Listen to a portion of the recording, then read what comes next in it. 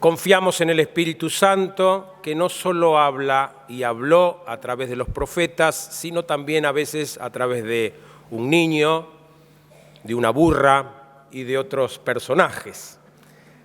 Que sea Él el que nos instruya a todos nosotros. Como decía San Agustín, yo me alimento de la misma despensa que ustedes.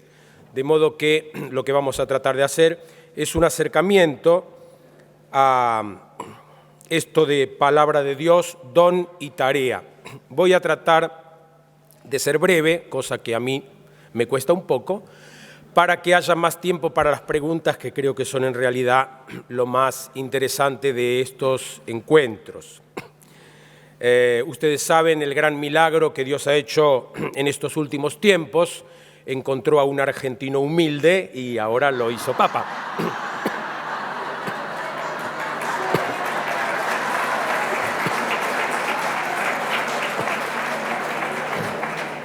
Así que bueno, no esperen encontrar a otro argentino humilde. Vamos a entrar en tema. Todo escriba convertido en discípulo del reino de los cielos se parece a un dueño de casa que saca de sus reservas lo nuevo y lo viejo. Mateo 12, 52. La gran mayoría de los católicos de hoy no ha vivido antes del Concilio Vaticano II. No me refiero a los que estamos aquí. Al Vaticano I ninguno, ¿no? No, bueno. Pero la gran mayoría de la gente que participa en nuestras comunidades no ha conocido lo que significó el Concilio Vaticano II. Casi todos nuestros agentes pastorales se han comprometido con el trabajo evangelizador mucho después de la finalización del concilio. Y el Papa que tenemos actualmente se ordenó de sacerdote después del Concilio Vaticano II. Por tanto, creo que será bueno recordar un poco el lugar que el Concilio Vaticano II reconoció a la palabra de Dios como fuente de la vida, la teología y la pastoral de la Iglesia, y la relevancia otorgada a la actividad bíblica para estimular nuestra acción de gracias por el tiempo de gracia especial que vivimos. Muchas veces me toca visitar algunas comunidades que, como decía recién el obispo Santiago, anuncian la resurrección con una cara de muerto de más de 4 días, altro que Lázaro, ¿no?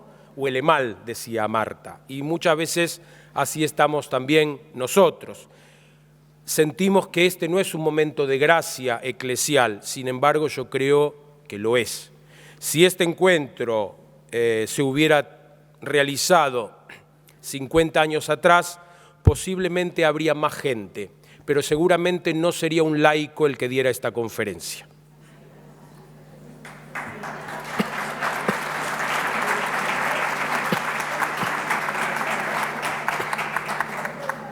Y más me hubiera gustado una laica, pero por ahora soy laico.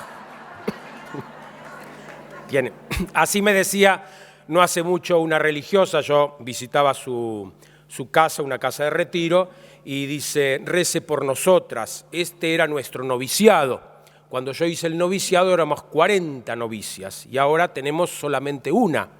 Digo, sí, pero cuando usted hizo el noviciado seguramente no habría ningún teólogo laico en Argentina y mucho menos teólogas laicas. Entonces la Iglesia está viva y este es un momento de gracia especial. La ausencia de ciertos ministerios tal vez es lo que permite que surjan otros ministerios, porque a veces no, cuando tenemos un papá demasiado fuerte en la casa, los otros simplemente tiemblan, tiene que aflojar un poquito el papá o venirse viejo para que otro agarre el mango, ni que hablar de la mamá, Entonces digo, en la Iglesia también pasa esto, a veces hay ministerios que van tomando, ¿no? Y bueno, de a poquito se van dejando. Primero se deja la llave del sagrario, la del auto cuesta un poco más, pero ya se va a dejar también. Se va dando el lugar al laicado. Bueno, la teología postridentina, estoy hablando de la teología postridentina y no del Concilio de Trento, porque muchas veces se le hace decir al Concilio de Trento cosa que el Concilio de Trento no dijo. En realidad, a mi entender, el Concilio de Trento fue un concilio de avanzada. Si bien es cierto que fue un concilio contra los protestantes, en muchos aspectos fue un concilio de avanzada. Por ejemplo, el Concilio de Trento es el que regula el mutuo consentimiento de los esposos en el matrimonio. Y miren la pregunta que se hacían mis colegas, los teólogos de aquel tiempo. ¿Será válido un matrimonio sin el consentimiento de los padres? Porque hasta ese momento los matrimonios eran arreglos de familia. Y ahora que yo tengo una hija de 22 y otra de 16, digo, bueno, quién sabe si no habría que volver a aquello, ¿no? Tal vez uno elegiría mejor. Bueno, la teología postridentina, entonces, insistía en el lugar de la tradición como fuente de algunas verdades de fe que no estaban contenidas en las Sagradas Escrituras. El depósito sagrado de nuestra fe tenía, por tanto, dos fuentes. Una escrita, las Sagradas Escrituras, y otra no escrita, la tradición. Era común escuchar que las verdades reveladas provenían partim et partim, es decir, unas venían de la Sagrada Escritura y otras venían de la tradición. Esta idea de las dos fuentes permitía ahondar el abismo que nos separaba de los protestantes, que se acuerdan que ellos tenían como lema sola scriptura, solamente la Escritura. Entonces nosotros decíamos, no, Escritura y tradición. Por un lado eso, y por otro lado permitía también dar fundamentación a ciertos dogmas que es difícil encontrarlos en la Escritura. Como resabio del pontificado de Pío X, San Pío X, no todos lo consideraban tan santo mientras vivía, porque Pío X tenía todo un ejército de seguidores que se dedicaban a perseguir a los que pensaban distinto. Pío X lucha contra el modernismo y muchos pastores y buena parte de los teólogos tenían una gran desconfianza por todo lo que tuviera que ver con el método histórico crítico, es decir, con el acercamiento a las Sagradas Escrituras como literatura. Hoy el obispo nos hacía ver cómo para entender muchos pasajes del Nuevo Testamento tenemos que conocer la cultura de esa época, porque si nosotros lo interpretamos desde nuestra cultura, por ejemplo, cuando nosotros interpretamos eso de que Jesús pone a un niño en el medio, dice, el que no se hace como niño no entra en el reino de los cielos, comúnmente nuestra interpretación va por el lado de la pureza del niño, sobre todo los que no han leído a Freud, que dice que el niño de puro no tiene nada. Pero vamos por ese lado, y yo creo que eso es interpretarlo desde nuestra cultura y no desde la cultura de Jesús, en donde el niño no era tenido por puro, sino era considerado el último orejón del tarro, ¿no es cierto? Era un marginal, y él lo pone en el centro, entonces la interpretación viene por otro lado. Pero había una desconfianza por estos métodos histórico-críticos. Parecía que fe y ciencia eran incompatibles, o en todo caso que la ciencia debía rendirse a la fe. Y los amantes de la Biblia, que querían también dejarse influir por las ciencias, se servían del concordismo. El concordismo es aquella actitud que trata de hacer concordar textos bíblicos con descubrimientos o teorías científicas. Entonces, por ejemplo, decían, no, los 7 días de la creación en realidad son 7 etapas. El problema se plantea cuando el sol aparece recién en el día 4 y la luz aparece en el primero. Ahí ya el concordismo no puede hacer mucho. En cambio, un acercamiento al texto reconociendo las ideas de la época, que pensaban que la luz y el sol eran cosas independientes, explica por qué ese texto fue escrito así. Entonces el concordismo es esto, ¿no? O cuando hoy nuestros amigos actores representaban a Jesús caminando sobre las aguas, los concordistas decían, no, lo que pasa es que él caminaba por la orilla y lo veían de lejos y parecía que caminaba sobre el agua. Entonces trataban de concordar el texto bíblico con las realidades científicas. Hoy día eso está totalmente perimido. La creencia en la inerrancia bíblica era motivo de increencia en los adelantos científicos. Es decir, si la Biblia decía una cosa y la ciencia decía otra, la que se equivocaba era la ciencia. Así le preguntaron a un judío ortodoxo cómo es posible que se encuentren cada tanto huesos de animales que vivieron hace millones de años si el mundo tiene solamente 5.000 años, como creen los judíos ortodoxos. Dice, no, esos huesos los enterró Dios para poner a prueba la fe. Bueno,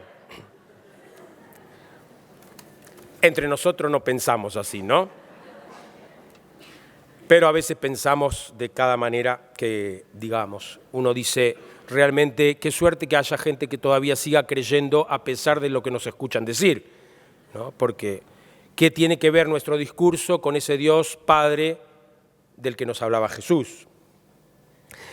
Estamos hablando entonces antes del Concilio Vaticano II. Se desaconsejaba la lectura de la Biblia por parte de los no clérigos por peligro de caer en el libre examen, y a los clérigos no se los animaba a un estudio profundo de los textos, sino a conocer solamente ciertos pasajes que servían para discutir con los protestantes, ¿no? Entonces, bueno, tú eres Pedro y sobre esta piedra edificaré mi iglesia. Entonces nosotros los católicos decíamos, tú eres Pedro y sobre esta piedra edificaré mi iglesia. Y los evangélicos decían, tú eres Pedro y sobre esta piedra edificaré mi iglesia. Y San Agustín dice así, tú eres Pedro y sobre esta piedra, porque dice que Pedro deriva de piedra, la piedra es Jesús. Entonces, este también uso de la escritura para combatir a otros, hoy día debería ya estar descartado. A veces incluso se usa dentro de nuestras comunidades parroquiales. La vez pasada en una comunidad, no sé quién estaba hablando mal del cura, cosa que suele ocurrir, al menos en Argentina. Y entonces el cura echó mano del libro del Éxodo y les recordó lo que le había pasado a Aarón y a María cuando hablaron mal de Moisés. O sea, él se puso en el lugar de Moisés, ¿no? Y digo, bueno, esa es una interpretación un poco forzada, ¿verdad? Pero suele ocurrir. Ni qué hablar con la del diezmo. La vez pasada entro con un amigo mío sacerdote a un templo evangélico de estos inmensos que se han construido en Buenos Aires, salen como hongos, ¿no? Todo cine que se cierra se convierte en un templo evangélico. Y el pastor estaba haciendo una interpretación de un texto del Antiguo Testamento, ni me acuerdo qué texto era, pero dio tanta vuelta que terminó en el diezmo. Si hubiera interpretado el Apocalipsis hubiera terminado en lo mismo, porque el objetivo era claro, ¿no? Entonces, a veces esta manera de forzar la interpretación era una cosa común antes del concilio. Juan XXIII convocó de forma intempestiva el Concilio Vaticano II, seguramente sin tener clara conciencia de lo que terminaría significando para la vida de la Iglesia. Hay quienes dicen que Pío XII tenía pensado un concilio ecuménico, pero como era un hombre prudente, no lo convocó. Juan XXIII se animó y se murió a mitad de camino. Cuando se presenta el 14 de noviembre del año 62 el esquema de trabajo que va a terminar en la Dei Verbum, ese esquema se llamaba Constitutio de Fontibus Revelationis, de Fontibus, de las fuentes, las dos fuentes, escritura y tradición. Ese esquema lo había preparado la curia romana. Fueron tan acaloradas las discusiones y tan fuerte la oposición, prácticamente 2/3 de los padres conciliares se opusieron, que el Papa Juan XXIII se vio obligado a crear una comisión mixta para que llevara adelante este trabajo. Esta comisión mixta estaba presidida por el cardenal Ottaviani, prefecto de la Sagrada Congregación para la Doctrina de la Fe, en ese momento todavía se llamaba Santo Oficio, y por el cardenal Bea, un jesuita que había sido director del Instituto Bíblico de Roma. Una de cal y una de arena, dijo Juan XXIII. Bea era el de cabeza abierta y Ottaviani el otro. El lema episcopal de Ottaviani, por si sirve, porque a veces los obispos cuando eligen su lema episcopal algo dicen de sí, el lema de Ottaviani era semper idem, siempre el mismo. Se refiere a Jesucristo, pero parece que a él también, ¿no? Entonces Ottaviani, el esquema que habían preparado era un esquema doctrinal, un esquema escolástico, académico y antiprotestante. Ese era el esquema que tendría que haber terminado siendo un documento y, por suerte, ahí empezó esta comisión mixta a trabajar en otros horizontes. Muere Juan XXIII, sube Paulo VI y Paulo VI crea una comisión de peritos, no padres conciliares, sino teólogos. Ahí están Congar, Rahner, Ratzinger, Garófalo y otros, que le dan un tinte mucho más pastoral, y es lo que va a terminar siendo el documento Dei Verbum. Documento, Constitución Dogmática sobre la Divina Revelación, aprobado el 18 de noviembre de 1965, 2.344 votos a favor, 6 negativos. Van sin firma, pero seguramente el semper idem fue uno de los negativos. La gran novedad que presenta la Constitución Dogmática Dei Verbum es la idea de Dios que no comunica verdades teóricas, sino que se comunica a sí mismo de verdad. No un Dios que comunica verdades, sino un Dios que se comunica a sí mismo, a través de una historia, en el caso de Israel, y a través de una persona, en el caso de Jesucristo. El develarse de Dios en la creación y en la historia de la humanidad está testimoniado en las Sagradas Escrituras. Las Sagradas Escrituras son el testimonio de un Dios que se revela. Y las verdades que contiene la Biblia tienen por objeto nuestra salvación, no nuestro mayor conocimiento teórico. Esto tira por la borda al concordismo. La Biblia puede tener errores de tipo científico, porque la Biblia no es un libro de ciencia. La Biblia tiene verdades de fe, que se comunican a nosotros dentro del lenguaje propio del escritor sagrado. Y esta es otra cosa que también la Dei Verbum la puntualiza. La Biblia tiene a Dios por autor, pero también tiene autores materiales que son verdaderos autores.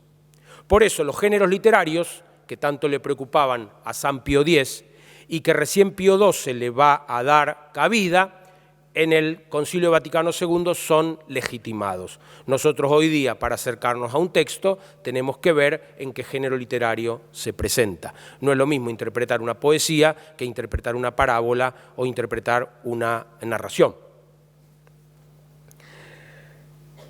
Dios se autorrevela gratuitamente hablando a los hombres como un amigo habla con su amigo. Bellísima expresión de la Dei Verbum. Un amigo habla con su amigo. Más que transmitir doctrina, Dios ofrece su amistad salvífica e incorpora a los creyentes en su plan de salvación universal. Esta revelación es paulatina y progresiva hasta que llega a su plenitud en Jesucristo, el Logos del Padre, la palabra encarnada. para nuestra salvación. Las Sagradas Escrituras son solamente logoi, palabras del logos, logoi del logos, palabras acerca de la palabra. Pero la palabra de Dios es Jesucristo. Por eso las Escrituras preparan su venida, anuncian su misterio e invitan a creer en él. Son un camino que lleva al encuentro personal con la palabra que da vida. Por eso la animación bíblica de la pastoral tiene por objeto no a la Sagrada Escritura, sino a la palabra de Dios que las Sagradas Escrituras testimonian. Nosotros no somos vendedores ni divulgadores de Biblias, sino que nosotros tratamos de encontrar en los textos bíblicos a ese Dios que se revela como palabra, a ese Dios que busca comunicarse. La transmisión de esta experiencia de comunicación divina forma parte de la revelación. Dei Verbum afirma que la Biblia tiene a Dios por autor, pero no es un autor que le dicta al oído, ¿no? Como vemos en esas iconografías medievales, el evangelista escribiendo y la palomita dictándole al oído lo que tiene que poner, ¿no? Sino que inspira respetando la psicología del autor, el contexto sociocultural del autor, la comunidad originaria a la que el texto va dirigido. Por eso nosotros, por ejemplo, tenemos un solo evangelio, una sola buena noticia, Jesucristo, que nos llega en la Biblia en 4 versiones. El evangelio según San Mateo, según San Marcos, según San Lucas y según San Juan. Cada uno de ellos se refiere al evangelio de Jesucristo, pero según su realidad concreta. En los últimos 50 años, nuestra cultura occidental se ha ido secularizando cada vez más. Y esto es un nuevo desafío para nosotros, ya que la Dei Verbum fue escrita dentro de un contexto de cristiandad que hoy ya no existe. O sea, nosotros tenemos que reactualizar la Dei Verbum. Primero leerla, porque, por ejemplo, entre otras cosas, en el capítulo 6, la Dei Verbum, que es muy cortita, son solo 6 capítulos, el capítulo 6 recomienda hacer una versión de la Biblia para no creyentes. Han pasado 50 años y que yo sepa todavía eso no se hizo. Una versión de la Biblia para no creyentes. Una traducción que tenga en cuenta a los no creyentes. Hoy el obispo decía que esta traducción de la Vía está pensada para personas que tienen algún conocimiento bíblico, o sea, no para no creyentes. Nos falta eso, entre otras cosas. Entonces, habría que volver a estos textos y ver cómo los actualizamos en esta nueva realidad. Yo, yendo y viniendo por el metro de Santiago, que dicho sea de paso, es muy lindo, sobre todo en las horas pico, porque uno tiene una experiencia de humanidad, un baño de humanidad se da ahí.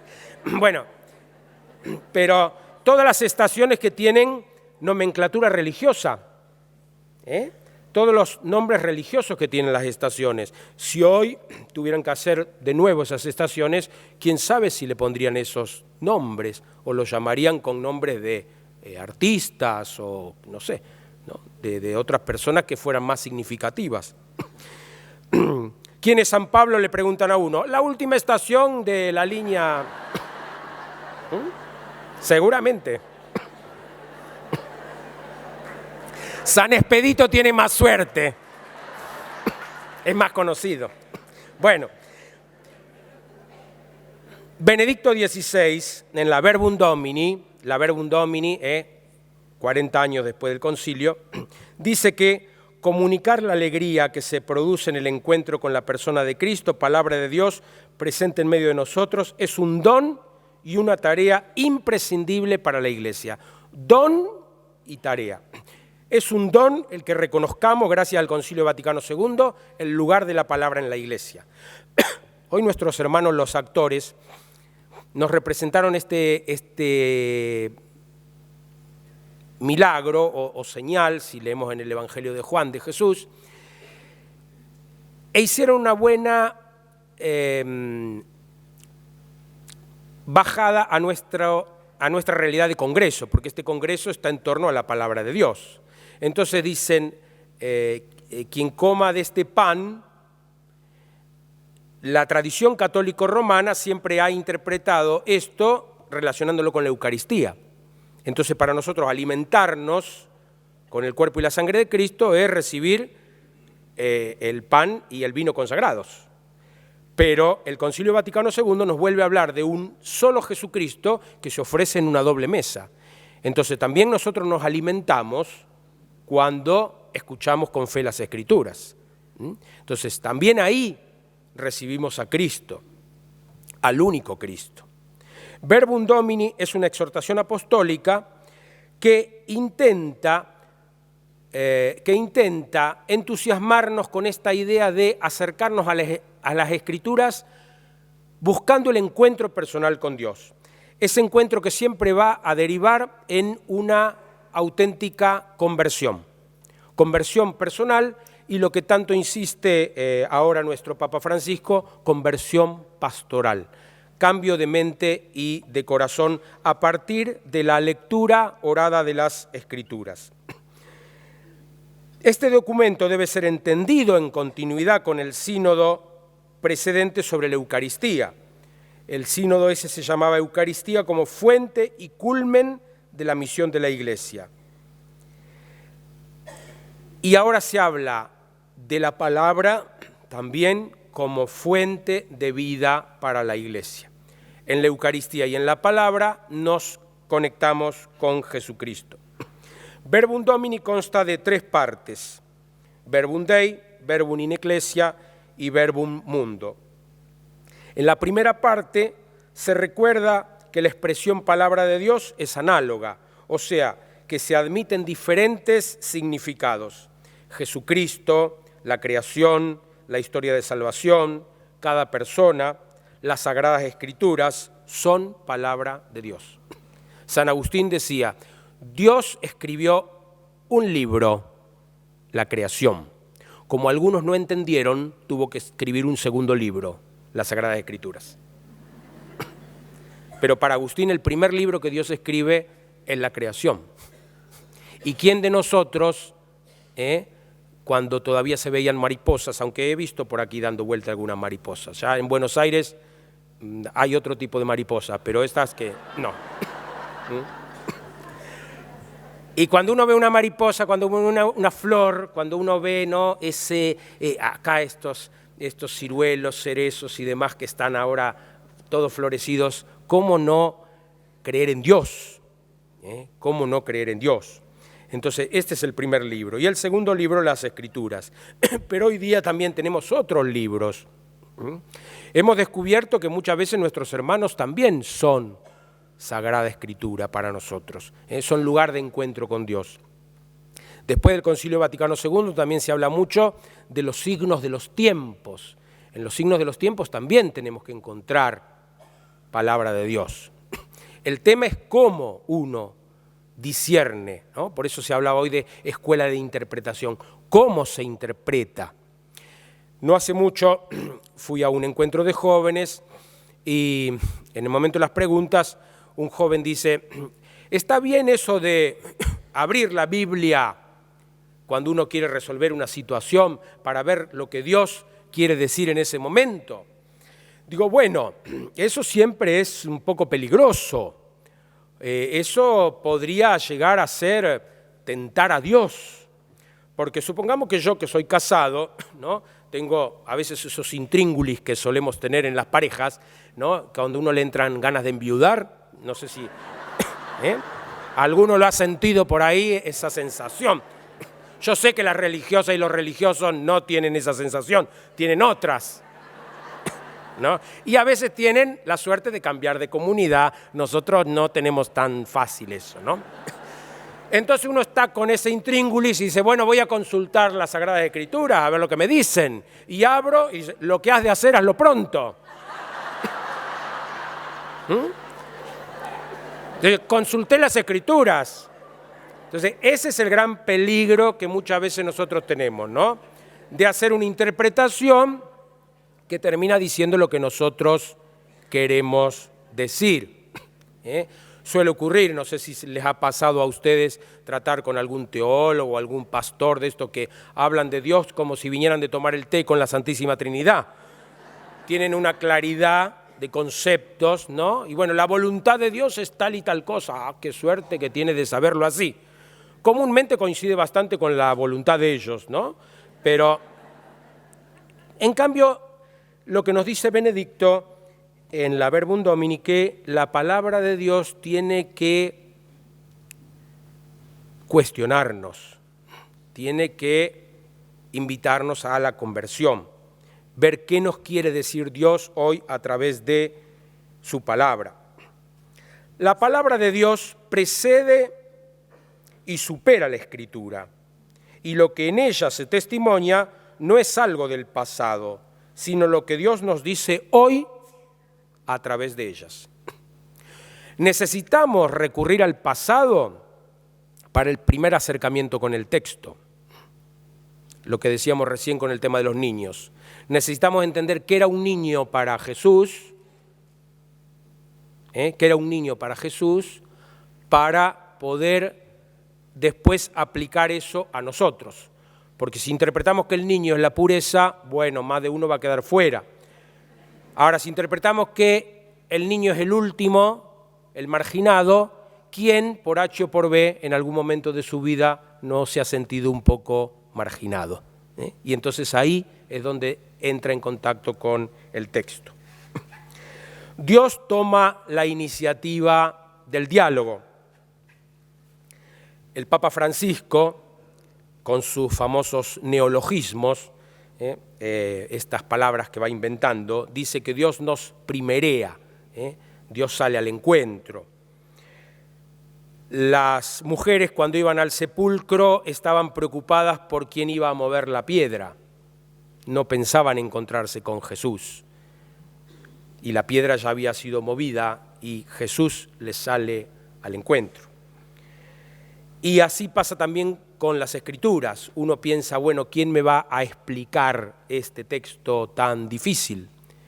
Y tal vez no necesitemos que nos expliquen tanto, sino realmente entrar con preguntas sencillas al texto. ¿Quién habla? ¿Qué dice? ¿A qué se refiere? Un poco lo que vamos, ¿no?, por el camino de la Lectio Divina, tratando de hacer con esas preguntitas concretas que muchas veces nos hacemos. Dios toma la iniciativa y la humanidad debe responder. La Iglesia, para Benedicto, es el lugar originario de la composición de la Escritura y el de la interpretación. O sea, nosotros interpretamos la Escritura dentro de la Iglesia. Una vuelta un sacerdote que había dejado el ministerio y, como suele ocurrir en estos casos, ¿no?, a veces le vienen ataques de rebeldía adolescente, aunque tengan 60 años, y entonces decía, ¿cómo me gustaría fundar una iglesia para pecadores? Digo, bueno, Jesús pensó lo mismo y no le fue tan bien, así que... Porque enseguida vinimos los buenos, que somos nosotros. Pero Jesús, ¿quién eran los que lo seguían? Los pecadores, los marginales, los que estaban fuera de la ley. Jesús nos preguntaba, a ver, ¿quién tiene las 2 libretas en orden? Porque en la multiplicación de los panes dice, todos comieron hasta saciarse. Una vuelta me pasó una comunidad de religiosas, eran como 40 religiosas, todas vestiditas iguales, de esas congregaciones que quedan todavía, ¿no?, milagrosamente. Me habían puesto en un sillón ahí que parecía yo, ¿no? Y ellas todas de un lado y del otro, todas sentaditas iguales, así con la manito bajo el modestín, sentaditas ahí. Yo hablé 1 hora y media sobre la multiplicación de los panes en clave eucarística, porque son los mismos verbos que se usan. Toma el pan, eleva los ojos, bendice, parte, reparte. Todo, no volaba una mosca. Yo miraba, estarán vivas estas mujeres.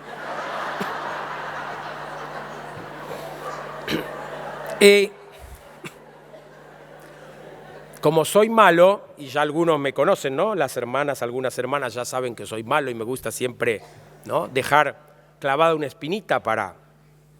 Entonces digo, bueno, qué lástima que si Jesús volviera no podría hacer la multiplicación de los panes. ¡Ping! Ahí una abrió los ojos. Digo, porque acá dice todos comieron hasta saciarse y hoy día las reglamentaciones son otras y cada vez son menos.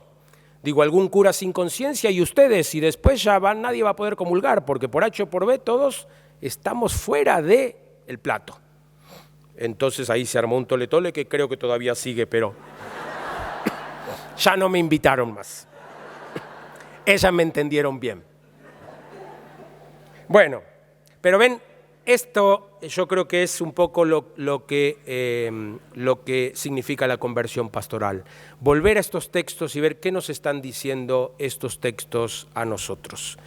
¿Qué es lo que nos maneja en nuestra pastoral? ¿Las enseñanzas de Jesús o ciertas costumbres que se han venido aplicando y que tal vez en un tiempo sirvieron? Tal vez en un tiempo sirvieron. Tuvimos hace poquito un encuentro de la Federación Bíblica Mundial y de paso Cumplo Katiuska me pidió que les hablara un poquito de la Federación Bíblica Mundial. A mí me toca en este momento ser el coordinador de Conosur, de Brasil para abajo. Y cuando me refiero a abajo digo Argentina, no Chile, no.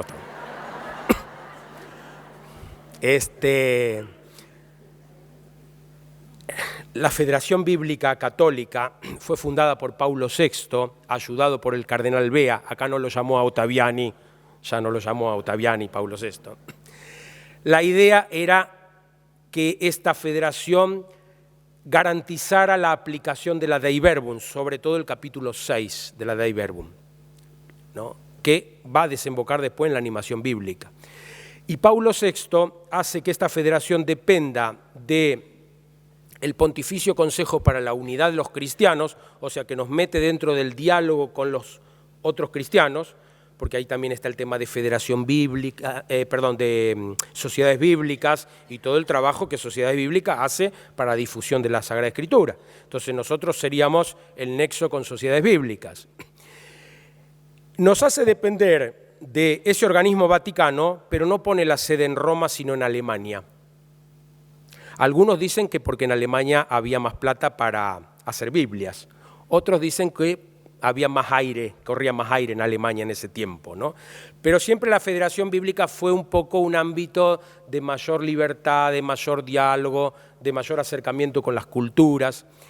Y en este momento estamos tratando de retomar este trabajo de federación, que como federación no es un organismo vertical o piramidal, sino que son miembros asociados. ¿Quiénes pueden asociarse? Congregaciones religiosas, institutos, grupos que se dediquen al trabajo bíblico, y entonces mutuamente nos vamos ayudando y retroalimentando la experiencia de unos. ¿Ve? Katiuska me conoció allá en Buenos Aires, dijo, bueno, traigo uno de afuera porque si alguien le quiere pegar, ya mañana se va, no lo van a encontrar. Bueno, esta es la Federación Bíblica.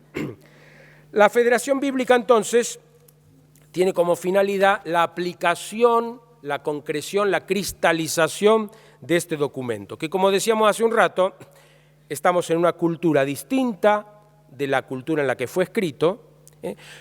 Mi arzobispo de aquel entonces, yo soy nacido en Rosario de Santa Fe, la segunda o tercera ciudad de Argentina, según algunos, ¿no? Acá está el padre Rubén Darío, que es de Córdoba, entonces va Rosario la tercera y Córdoba la segunda. Y mi entonces arzobispo, que participó del concilio, él tuvo una sola intervención en el concilio, pidiendo la excomunión de los comunistas. Bueno, a mi arzobispo se le fueron en un día 30 sacerdotes, no sé si alguno escuchó la noticia esa. Allá hizo ruido en su momento. 30 sacerdotes se fueron en un día. Algunos siguieron con el ministerio en otra diócesis y otros encontraron otros ministerios por el camino. Pero 30 en un día. Bueno, esta mentalidad que tenía mi arzobispo era la mentalidad que tenían muchos padres del concilio. A veces cuando uno lee estos documentos dice, realmente el Espíritu Santo debe haber soplado y mucho para que saliera esto. Cuentan que Juan XXIII, en estos arrebatos que tenía, se le ocurre un día regalar a los obispos unos anillitos como los que usan ahora la mayoría, estas chapitas, ¿no es cierto?, que tienen con unas imagencitas, porque antes, ¿se acuerdan los que hemos vivido otra época, esas piedronas que tenían los señores obispos, ¿no?, las piedras de amatista? Y dice que esa noche cuando limpiaron la basílica se encontraron muchos anillos tirados por el piso. Porque, ¿qué vamos a usar esto, no? O sea, había toda una mentalidad de iglesia, que es lo que muchas veces todavía sigue dando vuelta, y este documento nos presenta otra realidad, otro lugar de la palabra, una palabra que nos invita a la salvación y una palabra que nos lleva a las periferias. Tal vez lo que está diciendo el Papa Francisco, y que para nosotros suena bastante natural, creo, ¿no es cierto? Cuando uno va a Europa, lo que dijo el Papa, bah, más o menos. La vez pasada una de mis hijas dice, la gente se admira, dice esto, y vos tantas veces dijiste lo mismo. Digo, sí, pero yo no me he visto de blanco ni uso gorrito. Hay que estar ahí y decir eso. Hay que animarse a decir eso ahí, ¿no? Ustedes saben esa anécdota cuando el Papa estuvo en Brasil, que le dieron un mate por ahí, y después los de seguridad le dijeron, mire, Santo Padre, que un mate por la calle puede ser peligroso. Bueno, un tecito en el Vaticano a lo mejor también, dijo él.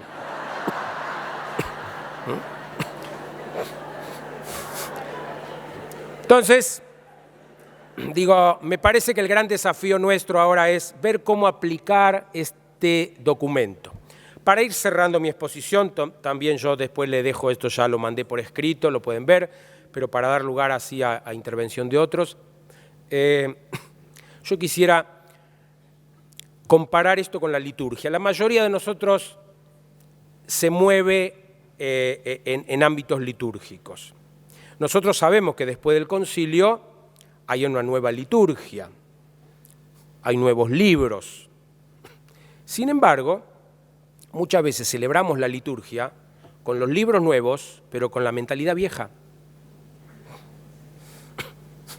Nuestros templos no nos ayudan, porque nuestros templos están pensados para la liturgia anterior, para la contemplación, para ver a todos esos señores con gorros y con cosas y, ¿no es cierto?, peor con los ortodoxos, La vez pasada fui con el padre Rivas, nuestro gran biblista, tiene ahora 80 años, fui a una liturgia ortodoxa y el padre Rivas me dice por lo bajo cuando salimos, nunca pensé en hacerme ortodoxo, pero después de esto estoy convencido.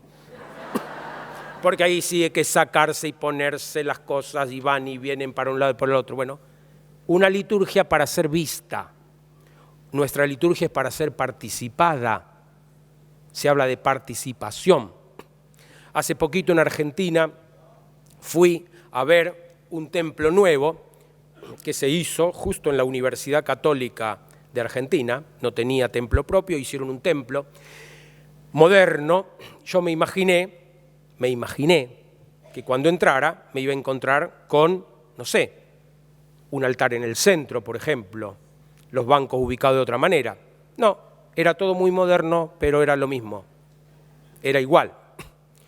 Y ahí me acordé de aquella historia de una parejita que se casan y lo invitan al curita que había bendecido el matrimonio a que viniera una noche a cenar. No sé si acá será costumbre, pero nosotros los padres senadores tenemos la costumbre que, ¿no?, uno los invita para un enfermo, no van tan rápido, pero para una cena, sí. Allá tenemos el servicio sacerdotal de urgencia, pero para cena no funciona ahí, bien. Y este vino rápido, ¿no?, a la cena.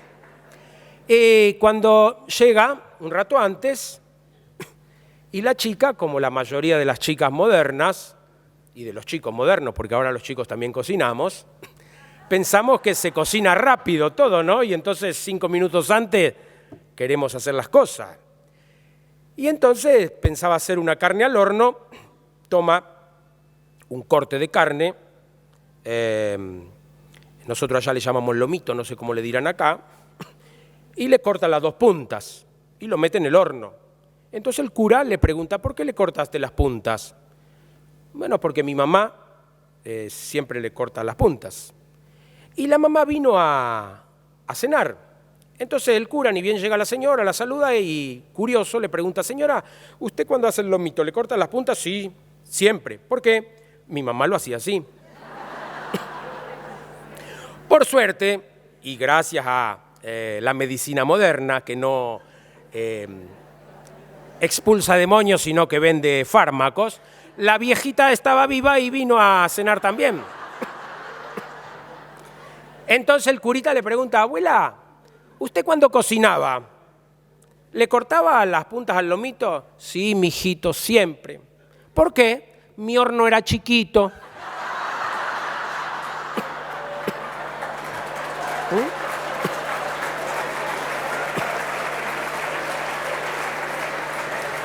Bueno, así a veces somos nosotros, ¿verdad? Siempre se hizo así, siempre se hizo así, siempre se hizo así. Y un buen día vamos a decir, el Señor esté con ustedes, y el eco no nos responderá, y con tu espíritu, sino ustedes, ustedes, ustedes. Que el Señor nos conceda la gracia de una sincera y profunda conversión, que la palabra sea nuestro alimento y nuestro encuentro personal con el Señor.